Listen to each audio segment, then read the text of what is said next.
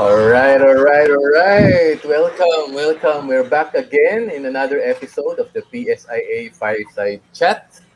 And I know we've been in hiatus for a couple of months, but we're back. No, and it's good to be back. And now we have another set of distinguished panelists to talk about what's hot and in demand in IT. So good evening, everyone. I'm your host, Mr. Alan Tan, and tonight we'll be talking about IT careers and IT professionals, especially might be useful for fresh graduates or career shifters who would like to look into IT as their future career opportunities.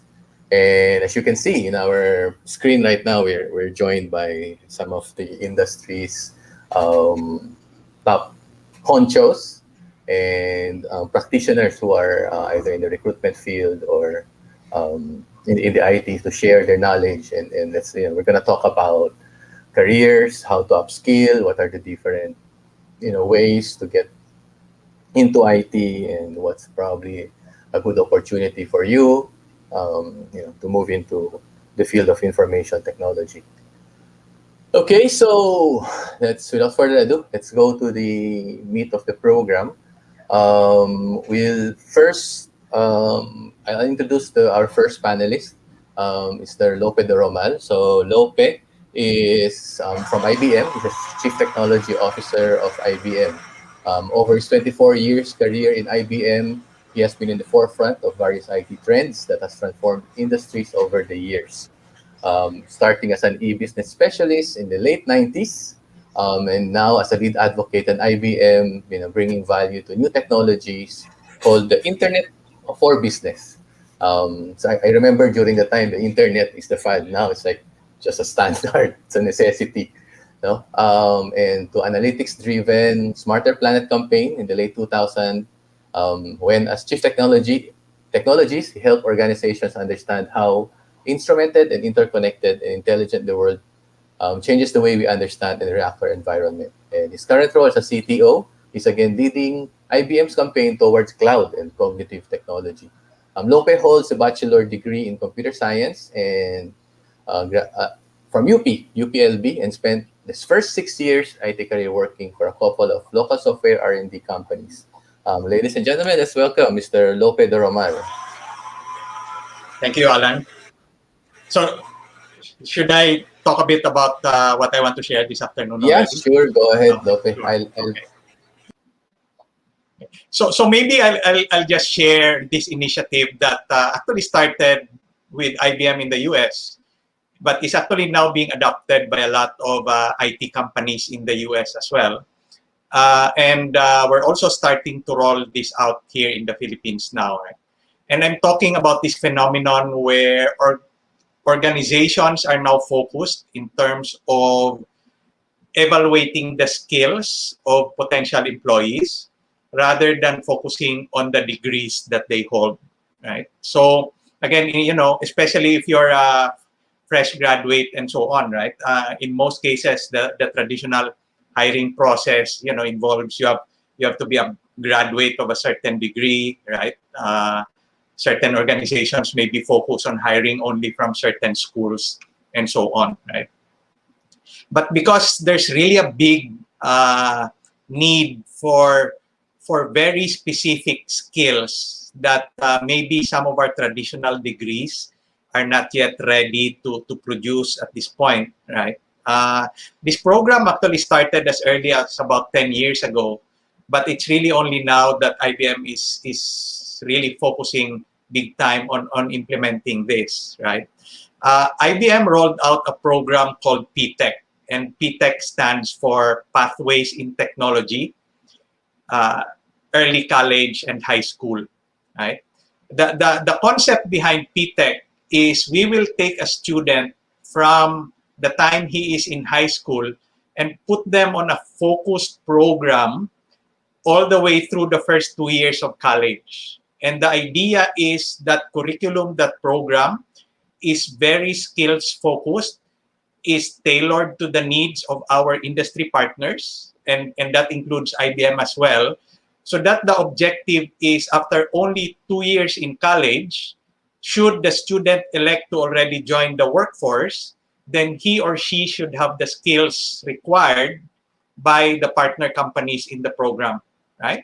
The students also, of course, have the option to continue their education if they want to go for a 4-year college degree, right? But the objective is after 2 years of college education, including the background that they got from high school, they should be ready for the workforce. And the training that the students get are not only focused on the technical stuff, but also on the soft skills that they would need to be ready for for the workplace, right? So this includes getting them mentors who are actual employees, having them work on real world problems, even as they're still students, and of course we try to give them paid internships as well whenever possible, right? So and by the way, this is also a CSR project for IBM.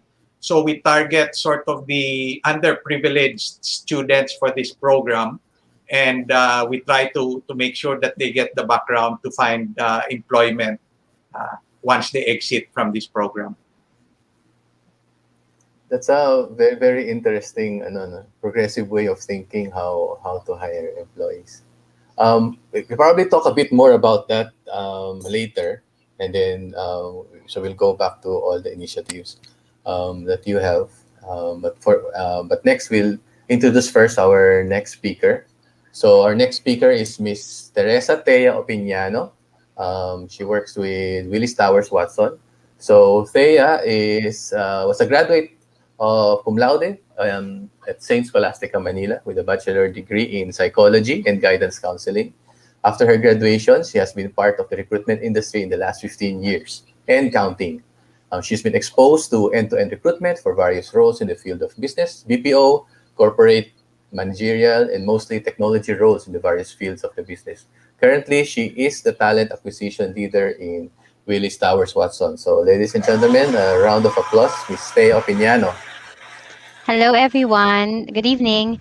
So, just in relation to what Lope mentioned, no, about what the current IT workforce is, um, specifically this crisis that we've experienced and that we are going through still now, change the way that the companies look at and make their choices. Right, we were forced to really transition into ensuring that there is continuous business and there's still innovation. That's why marami yung priorities that changed over time in a snap of a finger.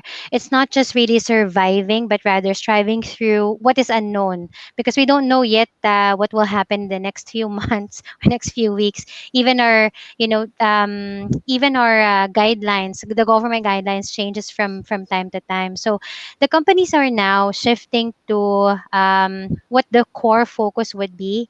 So one is worker resilience. So the companies now are sifting through their talent workforce and also for future companies to have this resiliency because again times are changing. We have to adapt to what has happened to us. It was a learning since March, no, that we have been experiencing ever since this pandemic happened.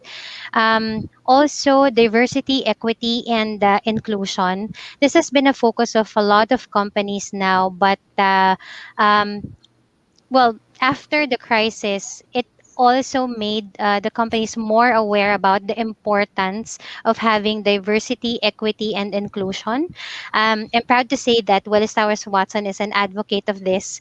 Kung hindi lang talaga nagka-COVID, we would have been out there having the usual sessions that we've had with our partners, no, because we have this program where we hire differently able talents. So that's one. Just tapping on what Lopez said also about continuous learning. So the workforce now, especially in the IT field, are really hungry for learning.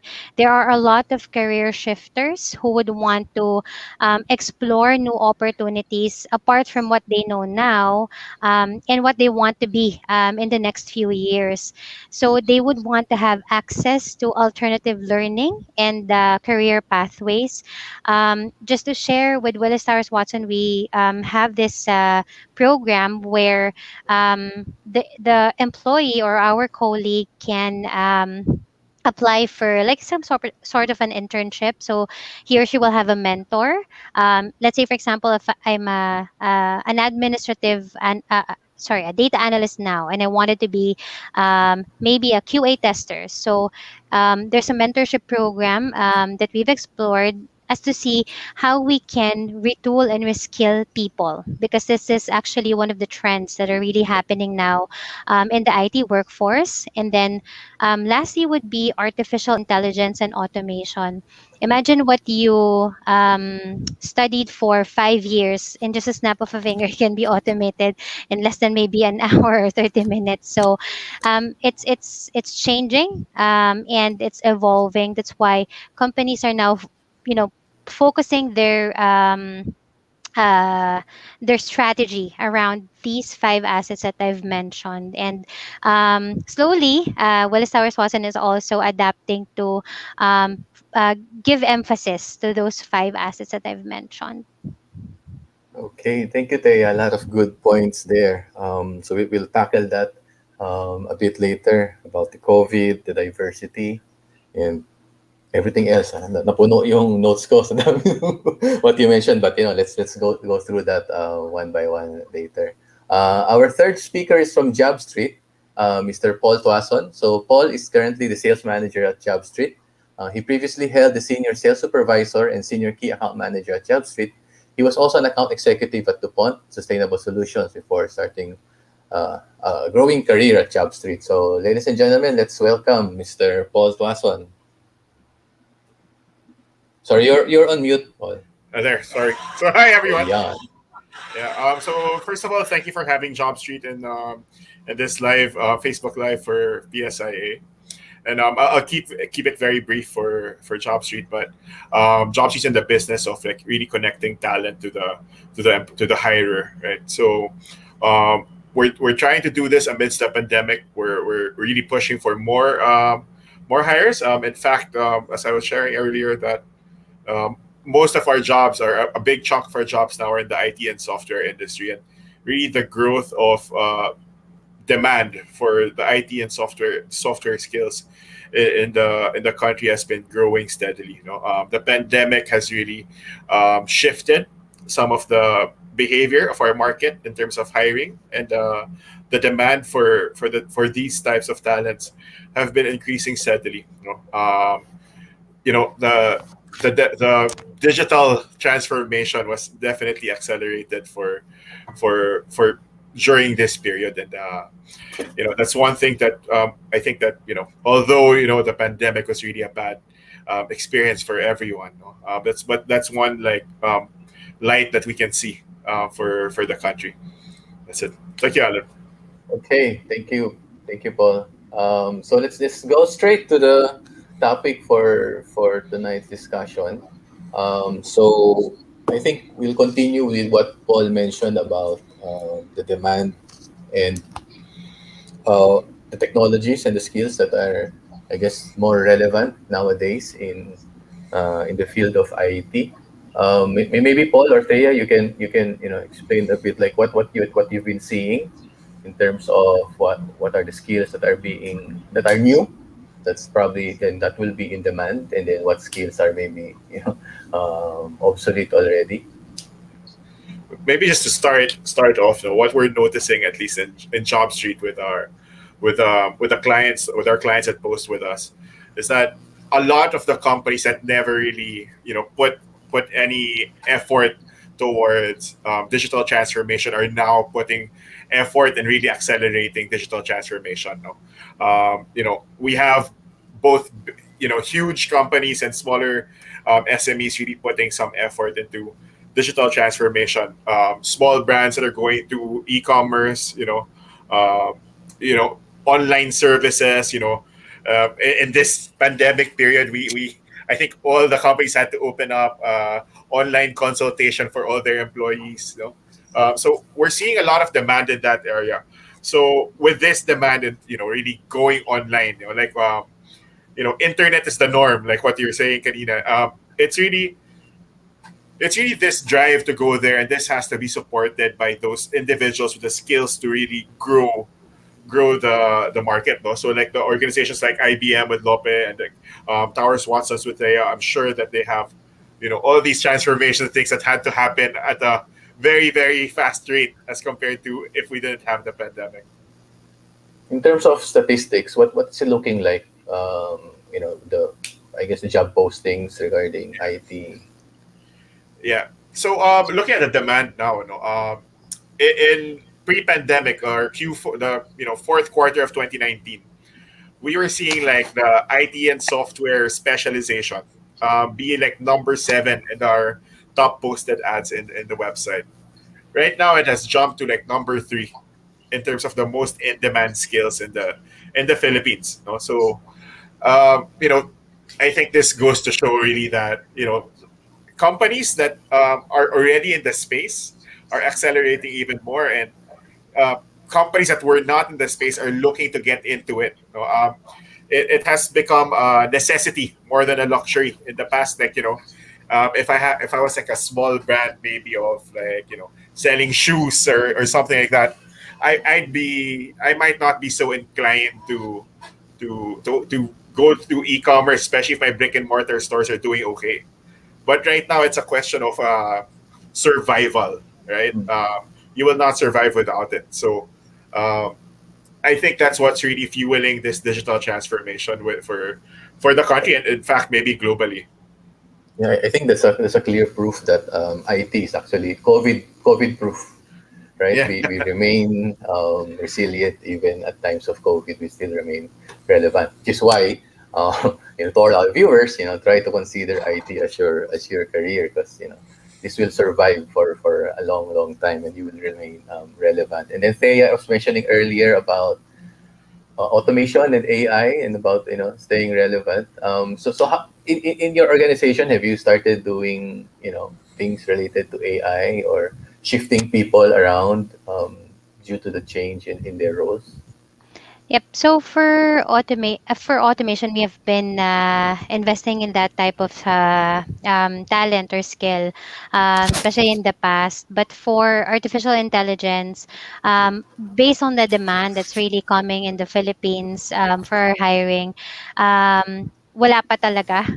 That's concrete. But what I could share is that related to what Paul mentioned, no, companies were forced to make things work. Yung mga walang work from home, the companies who you really didn't have that model before of having a work from home setup. When the lockdown happened, they had to make things work. That's why I've read that 41% of the companies hired new staff in IT, so into software development, network engineering, analytics, and IT support, because they have to still make things work. They can't go offline just because this happened to us, right? And one of the in-demand skills that I've read as well, just like from before, would be the mobile application. People were really online, were they invested in the virtual space, so they want services like how Uber does it before, like in a click of a finger, you can have this, that. So, in demand skill would be one for mobile applications. Also for data analytics, you'd have there your automation piece as well. Cloud computing, because everyone is now investing how they can, be in cloud. So, apart from investing in terms of automation, the companies are now also more invested in cloud computing. So those are really the type of skills, apart from software development, where it has been really one of the top talent that we hire for year on year. Okay, so that's mobile app, cloud computing, of course, the traditional bread and butter, which is software development, and I Yes. suppose that goes with testing. How about in terms, UX, like user design, user interface? Have you Yes. seen it? Yes, so definitely that's also one area of priority that our company has, and a lot of company has started to do. In fact, one of the hiring that we have right now is for video production also. So there's one segment in our company where we really have this type of services, and I saw a couple of companies starting to really invest in this because of the virtual marketplace that they want to conquer in general. So these are like preparing video materials, like training Yes. materials. Mm, well, apart from training materials, marketing materials, most often than not, there are a few businesses in the Philippines that cater this type of service to their clients. And Okay. we've seen an increase in that. There you go. So that only means you don't have to be geeky and technical to be in the IT, right? You can do more other artistic type of work. So if you're the artistic type of work, you still have career opportunity in IT. Lope, we were discussing earlier about AI. I was, excited to hear what your thoughts are because IBM is like the leader in terms of AI. But are there any demands like here in our country on R&D? I don't know, for data cleansing related to AI? Yeah, well, certainly, no. In the same way that we were sharing earlier, that I think a lot of the organizations during this pandemic realized that they need to accelerate the digital transformation initiatives. I think one other key trend that we're seeing in the market is there's also seems to be an acceleration of the data and AI related initiatives, right? So we the, from our clients, we're seeing now a lot of demand in terms of how do you organize that data, how do you classify the data, and then how do you derive insight out of that data, right? So the skills that also are needed to implement these types of projects, there certainly is a lot of demand for those types of skills as well. But maybe also just to add, Alan, to all of those areas that Thea shared earlier. We completely agree with those areas, but maybe another area also that our audience can take a look at is cybersecurity, Mm, okay. right? Because again, with all of this, everybody's online now, all of the systems are now being made available online and so on. They also become a target now for people who may be interested in not so good things, right? So there also is a significant increase in terms of cybersecurity skills that we're seeing in the market today. Yeah.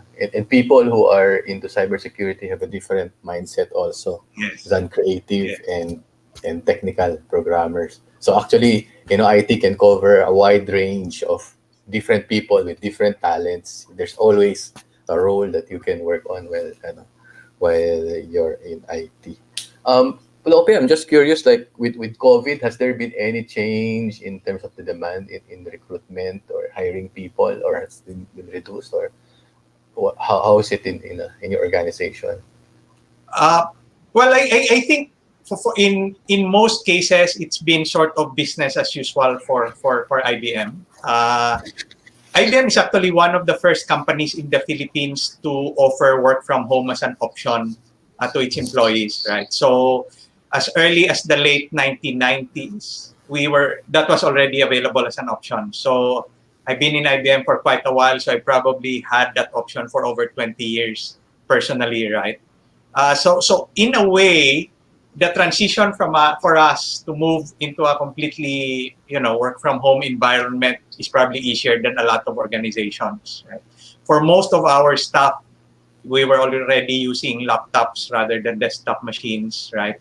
The VPN facilities already available for most employees. A lot of our internal systems are already cloud-based, accessible using mobile devices, and so on. But of course, having work from home as an option to having it as the only option, there were still birth pains, right? But I think the good news for us is in most cases the disruption to our operations was very minimal.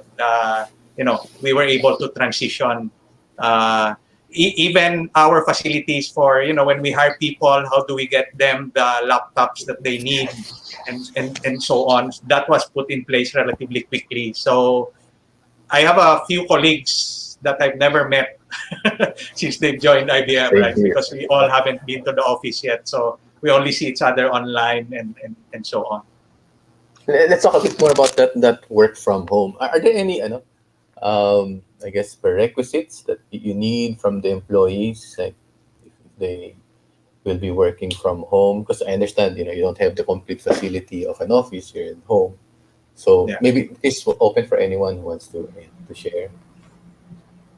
So maybe I'll just start, right? So technology is a big part of it, right? So having the devices and the connectivity, of course, is a significant part of it, right? In my case, for example, I sort of decided that instead of upgrading our original internet connection at home, I sort of decided I'll get a second line, right? So it also serves as a disaster recovery facility for me, right? If one internet provider goes down, then we still have a second one available. We normally just sort of split, okay, who's going to use one line, who's going to use the other line, so we sort of divide the workload. But I think the other important thing about working from home also is the culture and the expectation within the organization, right? So in IBM, for example, we came out with what we call the work from home pledge, right? And the whole idea here is to set what are the expectations from employees when they're working from home, right? And it actually includes things like there are times when you're not camera ready, right? So we can actually say, hey, sorry, I'm not camera ready today, so I'm not going to turn on my camera. That's expected, right? There's things like, when there's an emergency at home, work on that emergency first before you do your quote unquote work, right? Just explain to your manager what's happening and so on. We have had, global broadcasts, live events where you see children running at the back of the speaker and so on. That's completely acceptable as company policy and so on. So I think the technology part is one of it, but I think it's also important that we explain to our employees exactly, what's the expectation when everyone's working from home. Yeah, that's a good advice, no? Yeah, that's That's a a good point. problem, right? Paul? How about you, Paul, in Jobstreet? Well, I was gonna say that was a very good point what Lope mentioned. Like, it's not only about the technology. In JobStreet internally, like, we never really had a work from home situation or like option for us. Although it was on the table, it was being thought through. But we were kind of caught unaware with the pandemic. We were able to relatively move our operations to work from home quite quickly since most of us, if not all, are working on laptops instead of desktops. But I think there's a very good point what Lope mentioned, that the expectations of working from home and what this pledge that Lope mentioned is quite important. It's a big thing to trust, no? Kasi a big thing of like employers before working from home is the trust. Magtatrabaho ba yung staff ko sa bahay? No? Nagpapanggap lang. Or magpapanggap lang, no? So it's a big thing, no? And having this pledge out, I think is a very good thing to highlight, no? It's not only the internet connectivity, it's not only just having a laptop and whatnot, no? Maybe that's maybe half or a little bit less than half of what you need actually, no? So yeah, I think that's a very good point to share. Yeah, same with me. In fact, I think I'll do that in my company tomorrow. Yeah. Monday. We will think of something similar to that. Thea, you're also working from home, or any plans of returning to office, or what's the Yeah, so situation like? we're currently working from home, and even pre-pandemic, we were having that setup already. Siguro just to add to what Lope had mentioned, no, apart from the technology piece, thinking about how you maintain that engagement, because accepting that, there's going to be like for example, every meeting may sound in the background, or there's another person. Like when I work from home, my mom is always in my room, so, and she's watching Korean novela. So sometimes I have to make a disclaimer that if ever you hear something, it's not me that's watching, it's my mom. So you have to make, those type of disclaimers. But on the flip side of it, how HR can maintain that engagement. So you have to also, if you had programs before that you were doing face to face, how do you then transition it to a virtual setup? Because at the end of the day, I have to admit, work from home is not for everyone. Like for me, I'd rather be in the office, to be honest, because sometimes I get easily distracted when I interview. Sometimes my mom would ask me, paano nga ulit yung Netflix? So you get distracted sometimes, but it's the reality that you have to face. And being able to maintain that engagement to your, workforce is really very important as well. Because again, not all may be up for work from home setup for a long term. Right. But but then again, as you can see, all our panelists here and their respective companies are actually working from home. And Yep. if I may share, actually, in our company, we're also fully work from home. And in fact, we gave up our office space. So now we're just renting a small co-working space just for administrative work. And I'm not saying that we'll be doing any physical office work, not anytime soon, because surprisingly, people are even more productive working from home. We just probably Yeah. just need to address the mental health issues, Yes. of working from home. But nevertheless, guys, this is another advantage of being in IT, right? You have the benefit of working from home. You have more flexibility in terms of where you work. No? Pwede nga nasa Boracay ka and then you're still working and you're still getting True. paid while enjoying the beach as long as you get the job done. No? So that's one of the exciting things working in the field of IT. I think the other thing we'd like to tap on is a bit similar to what Lope mentioned about PTech, but let's start off a bit. Like, so Thea, you mentioned about the different skills in terms of cloud computing, in terms of mobile app development, the security, and all those stuff. But if I'm a fresh graduate or I'm a career shifter, right, I don't know anything about IT, or I know the basic about IT. How do I learn all these skills, and how can I, make myself more relevant or more in demand? Okay. Open to anyone. Let me just take that on. So, how to learn those skills? There are a lot of platforms currently. I'm sure yung iba would know Coursera already, but also take leverage or leverage on what is available, like this free session, right? Um, you'll never know. Until you try and maybe explore platforms who's really providing free learning. Like in LinkedIn, there are some free courses that you can take. Apart from Coursera, I know that there are also partnerships that companies may have. They just have to research what's available out there. But at the end of the day, know also what they want.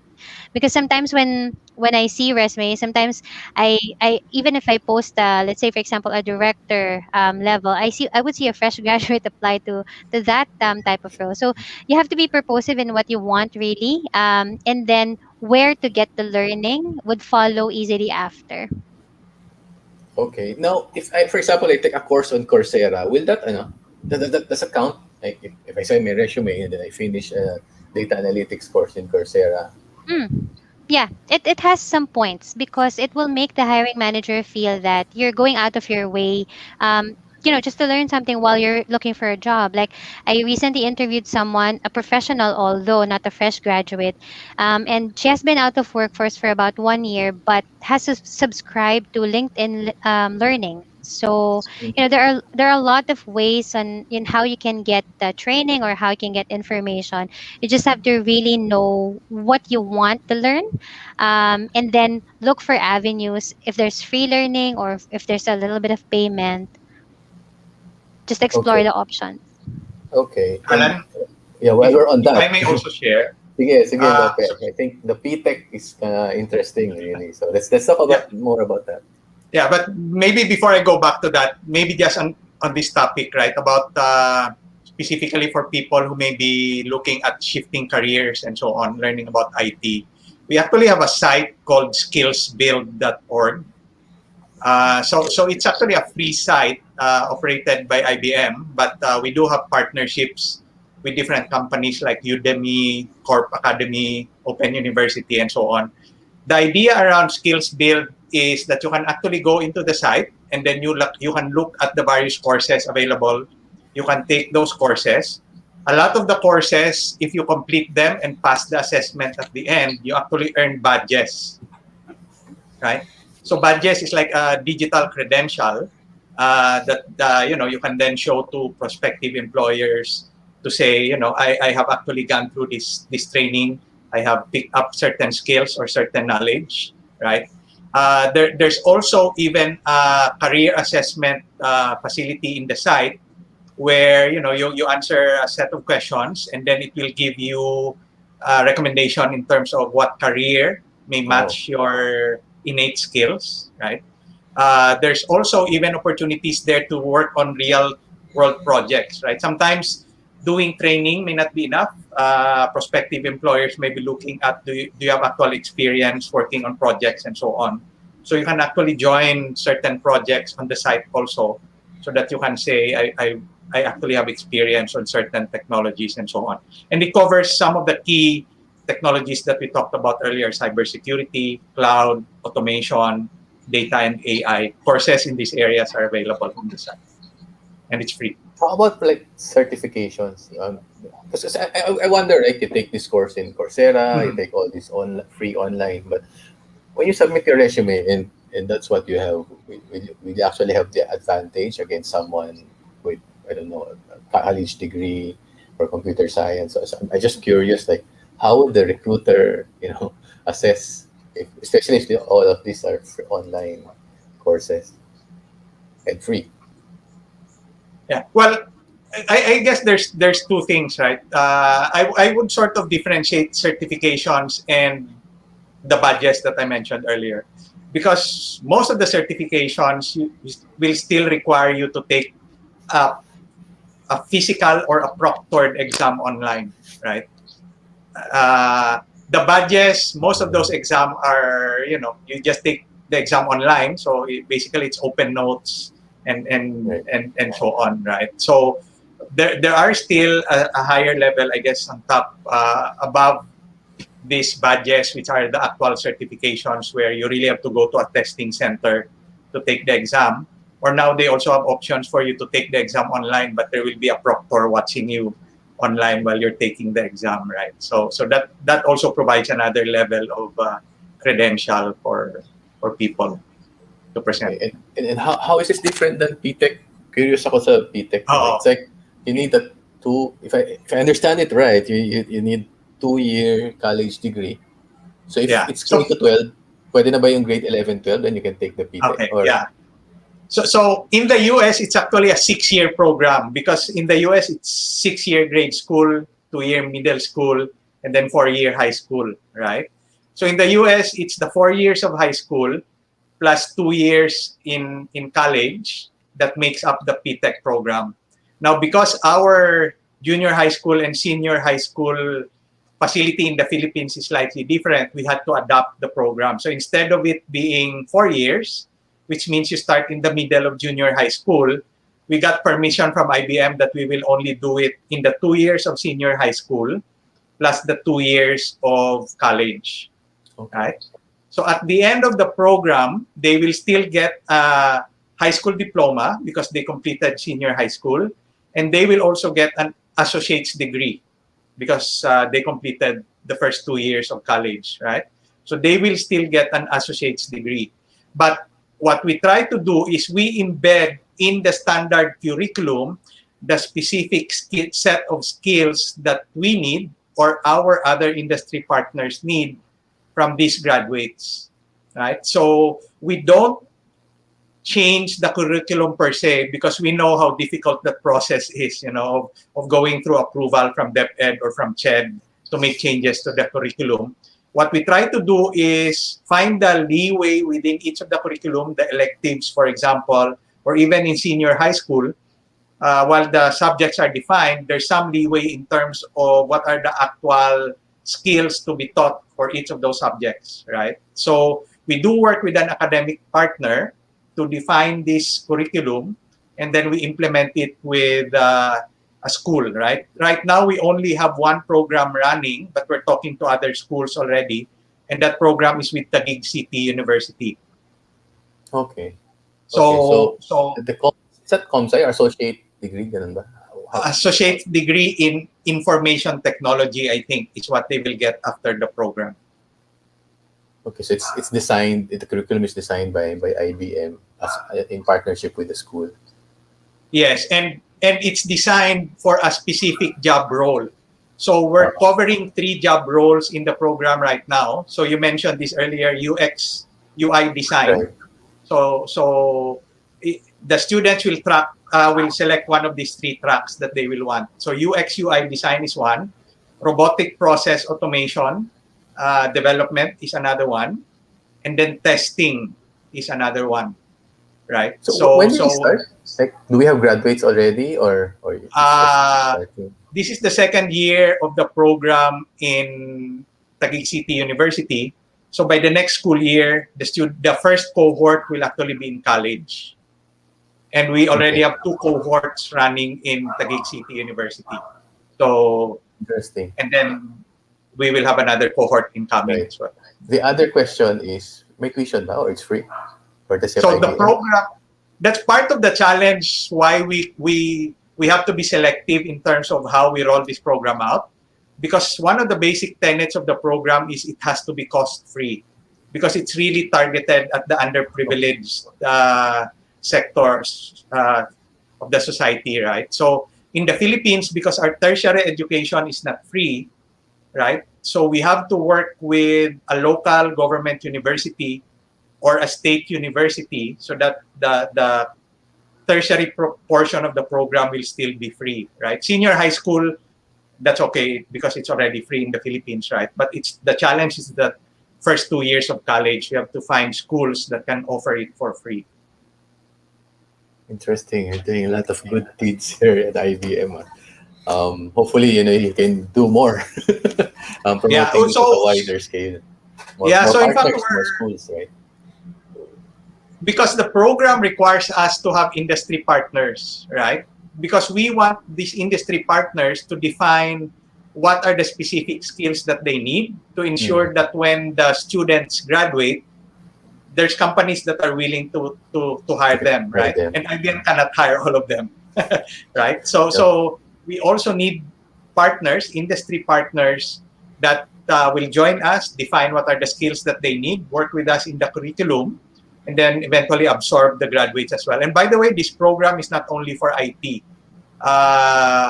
In other countries, for example, they have healthcare, they have engineering. As long as it's STEM related, right? We can probably craft a program around that particular skill. There were some discussion before about maritime related degrees, for example, right? People who will work on ships and so on, right?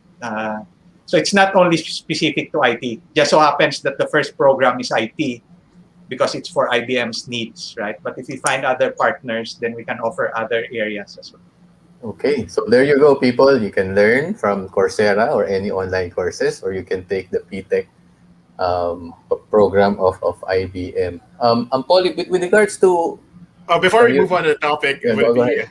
I'd just like to share that Jobstreet has a partnership also with Future Learn right now. So if any of our viewers want to take a free course, you can just sign up. You can Google it, Jobstreet and Future Learn. So you can take a course on Future Learn. So, for free, some of the things that digital marketing, data science, cybersecurity, there are courses there. So I think maybe just something to jumpstart your move, or maybe like just some additional learning that you would want to have. We have it for free here, so it's something that you can access right away. Diba? Ang daming free. So, what else? It's like all there. It's just waiting for you to take action and join the IT bandwagon. But for I wonder like sa mga job posting in Jobstreet, like what are the typical qualifications or requirements that you usually see in the field of IT? Oh, that's a bit hard to answer because just because there's quite a wide range of qualifications that we're looking for, or hires are looking for right now. From like your fresh graduates up until your senior leaders, no, it's quite a wide range at what we have available in the site. How about mga certification? Do you see them being relevant? I know back in the nung college graduate ako, late 90s, parang mahalaga na certified Java ka. But now I think I don't know, but has that changed or there's still demand for certifications? Oh, I think it has changed though. I mean, while there are still some employers looking for that certification, quite a number are still looking for that certification.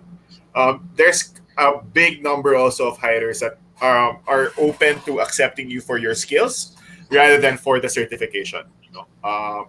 So I think in terms of the shift, that paradigm is shifting to something that's more open to skills, and a lot of our hirers or a lot of the employers are also looking at sponsoring you for your skills to get that certification if it is required.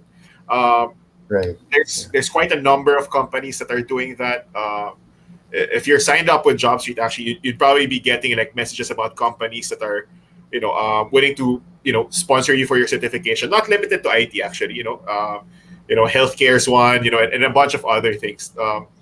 But yeah, in terms of like shifting that mindset of like how important a certification is, I think it's moving towards the other direction. Similar to like college degrees are still important, but not as important as they were perhaps 20 years ago. Okay. How about like in terms of let's talk a bit about salary data of IT professional. I see several articles that's at one of the top high paying jobs in the country. Would you have any statistics that you'd like to share, Paul? I don't have any right now, no, but in general, no, the IT industry, or just in general, when a skill is in demand, which it is right now, the cost of hiring, or the in terms of salary, is also getting higher, because of the demand of the current market.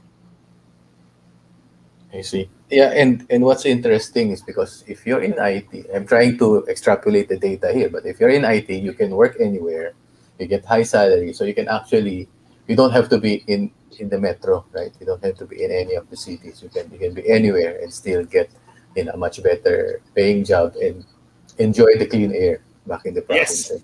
exactly.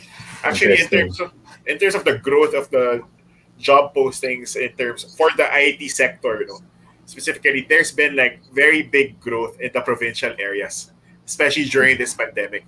So it's really like other than you get a really good job, it's also helping with the decentralization of Metro Yeah, Manila, the yeah. congestion of Metro Manila also. Less traffic. You're Although doing traffic something is good much for the better country. now. I think even for my colleagues, I know there's quite a few of my colleagues who used to work and live here in Manila, but since everyone's now work from home, because for most of them they're the only ones living here, their families are in the provinces. A lot of them chose to go back to the province, and now they're just working from the province. Right? Doesn't really matter where you're sitting Exactly. because everyone's online anyway. Yep, yep. See, exciting talaga Agree. dito. Even the applicants that we get to interview, what's written in their resume is not where they're currently at.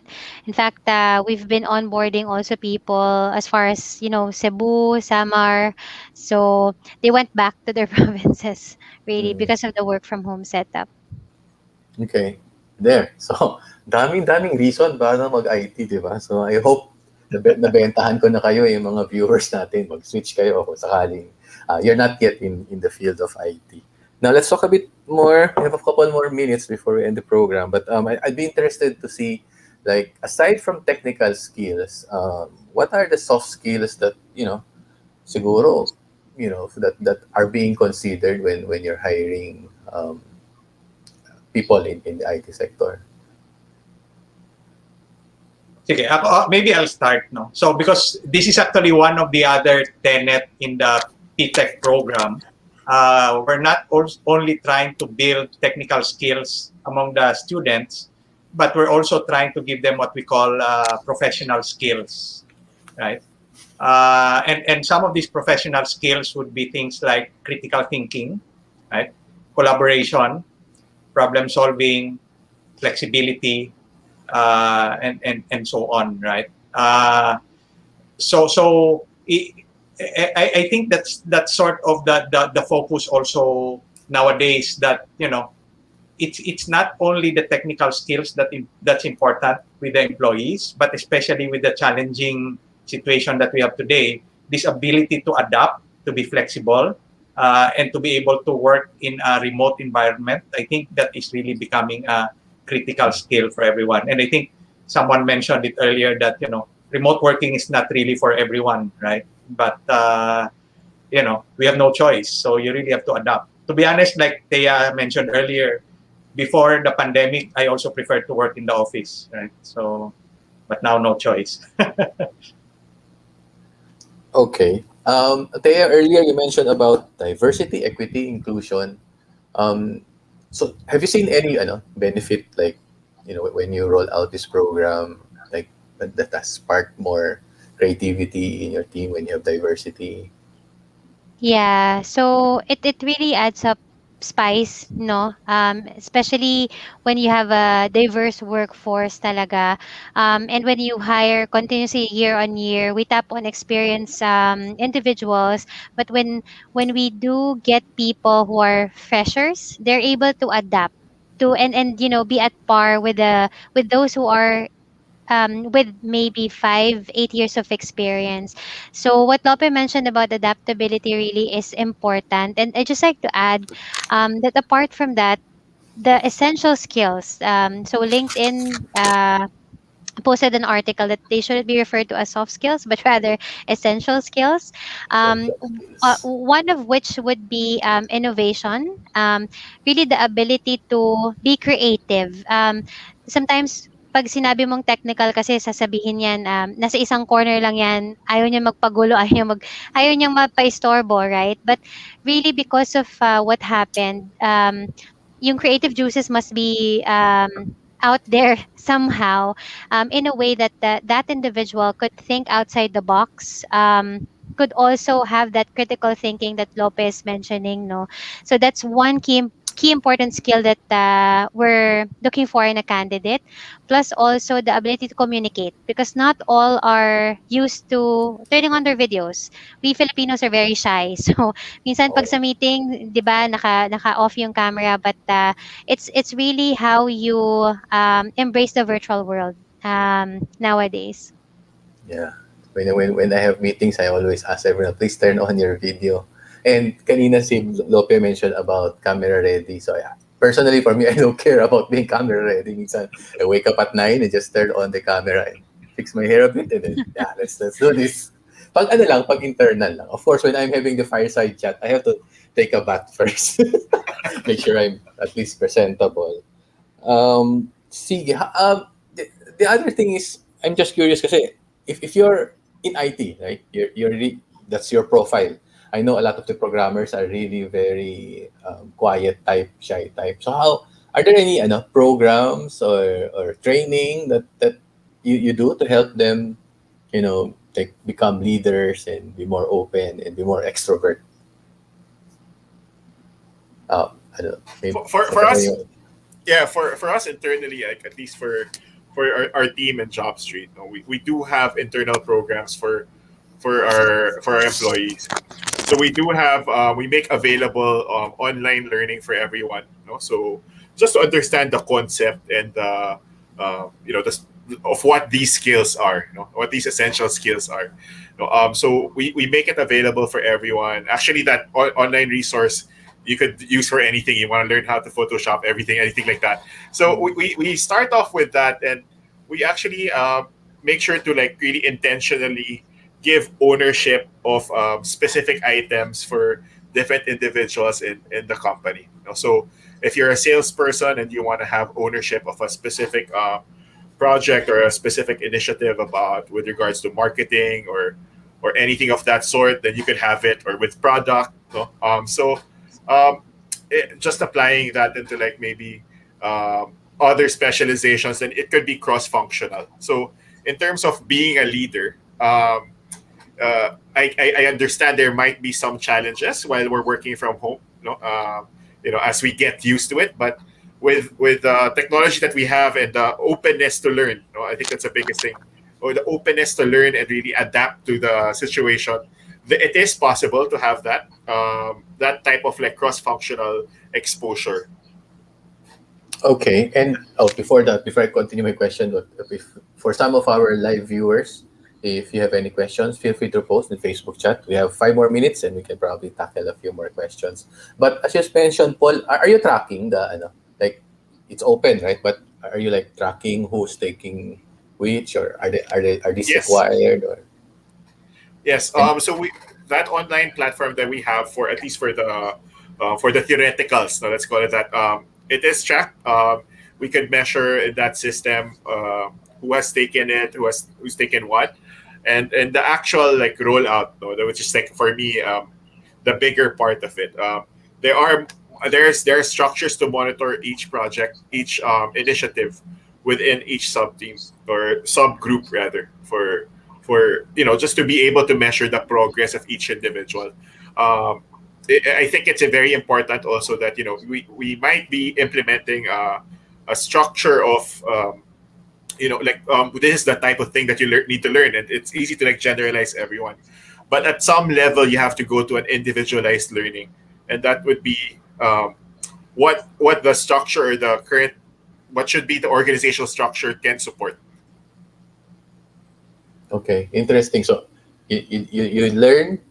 There's opportunity for you to learn if you're not in IT to move into IT, and then once you're in IT, there are also additional, trainings and materials that you can, so that you can keep on improving and Yeah. grow as you grow towards your career.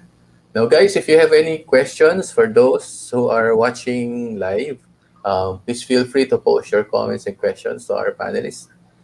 We'd be happy to tackle them because I'm running out of topic, but we only have 5 minutes left, so I think we'll just be finishing right on time. How about like, do you have, guys, any idea like for IT who move out of the country? Like, because I know, like in our case, we have a couple of developers after a few years of working here. Their career goal is really getting out, because there's acceptedly greener pastures outside. And any thoughts on that?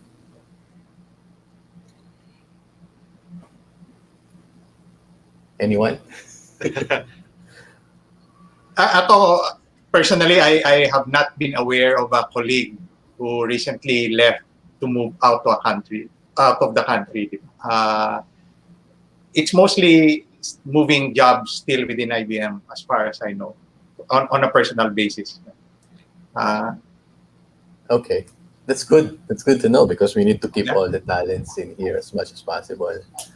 Saying And I don't again, know if that's related to the fact that people cannot travel. oh, that's Baka, true. That's pwede. true. Oh, Correct. But what I've noticed lang, for recruitment, there are a lot of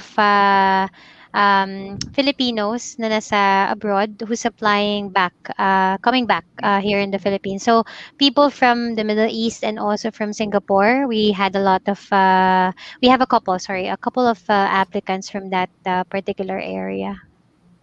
okay. All right. So we have a few minutes left. Maybe we'll just give each and everyone a short message to all our viewers. Let's start off going back the other way around, Sir Paul. All right. Well, for me, ano lang, no, for our career shifters and maybe our fresh graduates, Jobstreet being in the business that we are in, um, I just encourage everyone that there are opportunities out there, a lot of opportunities in the software industry, or if for any industry or specialization that you wanna really go towards. Do not be disheartened if you don't make it in your first interview, second interview. just take from that interview what you need to learn. Don't be afraid to ask why you did not make it, no, because that would give you good points, no, for just really knowing what you need to work on. So for that, if you don't know what you need to improve, you won't improve, right? So just simple thing like that. So don't get disheartened. To go for what you want to do. I've heard of like people that or individuals that have that really studied for IT, got disheartened after like 2-3 interviews, became like something else outside of what they wanted, outside of the scope that they wanted. Um, the IT industry gives a lot of opportunities, a lot of good growth in that industry. So I would just to say again, just don't get disheartened if you don't make it in your first try. Okay. We have a couple more comments coming in. Can you see that on the Facebook post? Or ako lang nakakita. I think we have a question for Thea. What are your thoughts on AI regarding the balance of efficiency and removing human aspect to talent acquisition? Affected ba Nice kayo? question. Well, there was one workshop I attended because it was IBM who created, I think, the first bot. I forgot the name, but it was named after a girl. Na when you apply to IBM, there's an assistant who will, chat with you live as to whether you have questions on the process, right? So I think change is for me really inevitable. There will really come a time where it has to have a balance between AI and the actual workers. It may be bad at some point, but maybe change the perspective on how you look at things. Um, because there's also a good side of it. If I may share, in my previous organization, in-explore din namin yung robotics na yan eh. So there's a bit of automation that it can do, which would help, you sift through applications.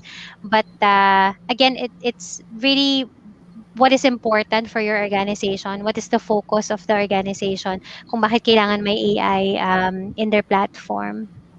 Actually, if I may add, because I'm also an advocate of RPA here in the Philippines, one thing that you'll notice with automation is like right now, what we're actually mostly automating are, I should say, the mundane and repetitive work, right? So it's the type of work that it's not really designed for human, right? If you're doing work that's repetitive and mundane, you might want to consider, right, doing Yeah. something more creative, something that's more meaningful in life, and let the machines do whatever they're good at. Because regardless what however we look at it, like it reduce the workforce or not, at the end of the day, these things will happen, right? It's inevitable. It's just a matter of time. So we might as well, gear up ourselves and be more relevant so that we can be productive and let the machines do what they do best and let humans do what humans do best. And then maybe siguro kay Sir Lope na to, the last comment here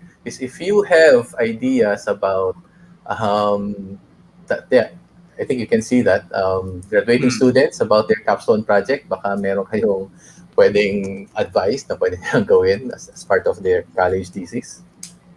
Yeah, well, I think the startup environment in the Philippines has certainly also grown in the past few years, right? I think you mentioned, Alan, earlier that you also had a topic around startups in your fire chat, Yep. fireside chat earlier, right? So I think there certainly is an opportunity if you think your capstone project is good enough that you can start it as a business, right? I think there's a lot of avenues available today for you to get in Mhm. touch with mentors to help you That's true. you know uh, improve your business model, improve your idea, to even to help you find funding for your startup, right?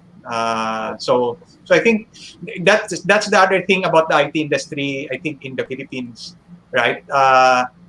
Unlike in the US, where a lot of these big companies actually started as projects that Their students were college. doing Mhm. in when they were in college and so on, right? When I go to the universities, there's a lot of theses that sound like very good ideas sitting on the shelves, right?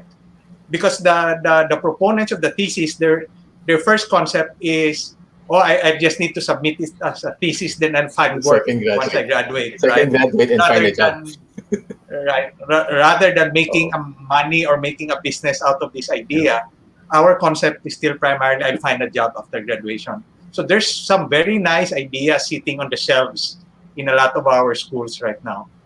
yeah. So actually, Anton, you're very lucky because if your thesis is titled, if your requirement in school is thesis to business, then it's already gearing you up to Yeah. do your own startup while you're in college. So during my days, parang tulad ng sabi ni Lope, it's just a part of the requirement for you to graduate. But now you can come up with something that can really boost your career and your life, starting your own instead of doing your corporate work. If ipa-plug ko na lang din, since you always touch a bit about the startups, take a look, Anton, about Founder Institute. So I happen to be a co-director of Founder Institute.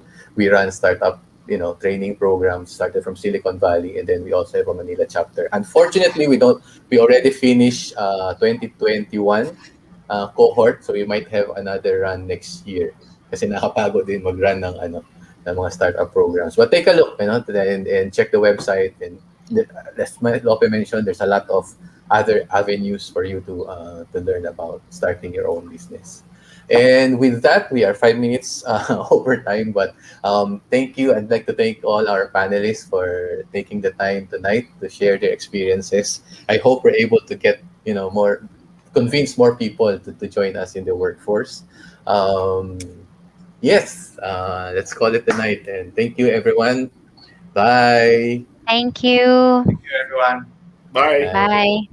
Bye. Bye.